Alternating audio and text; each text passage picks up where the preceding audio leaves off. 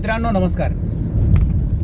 आपल्या ह्या पूर्ण विश्वामध्ये ज्या ज्या गोष्टी आजपर्यंत घडलेल्या आहेत ह्या गोष्टी खूप चांगल्या आहेत आणि खूप वाईटही आहेत.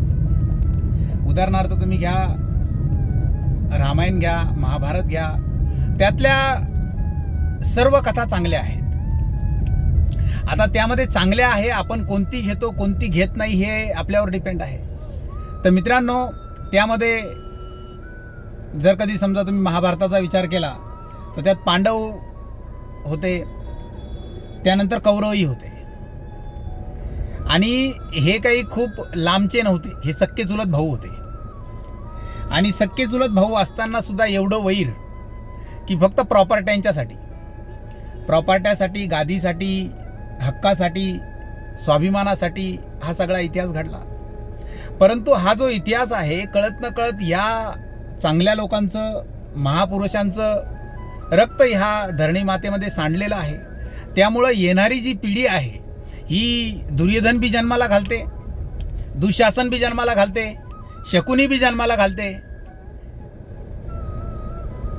अर्जुन बी जन्माला घालते.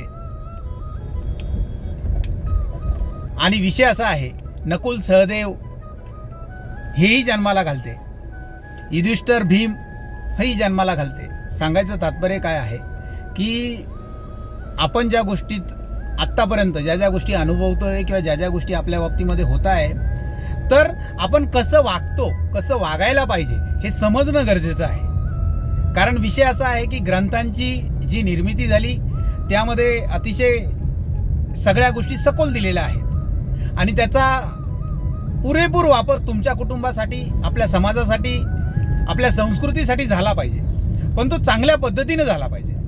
मित्रांनो, अनेक पोस्ट येतात, नॉलेज अपुरं असल्यामुळे काहीतरी लोक टाकतात, ग्रंथांवर असेल, रामायण महाभारतावर असेल, तर हा बोलण्याचा अधिकार आपल्याला नाही.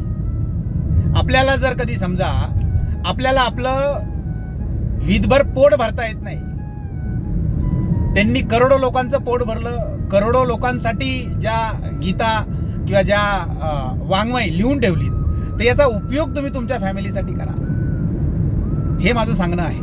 आणि मित्रांनो, अशा या वाङ्मयाचा तुमच्या फॅमिलीसाठी, तुमच्या समाजासाठी चांगला उपयोग 100% होईल.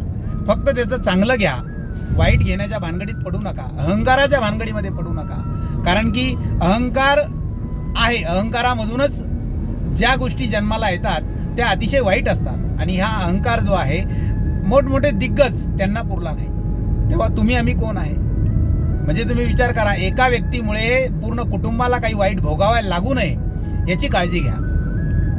धन्यवाद मित्रांनो. स्वामीराज फाउंडेशनला लाईक करा, शेअर करा, सबस्क्राईब करा. श्री स्वामी समर्थ.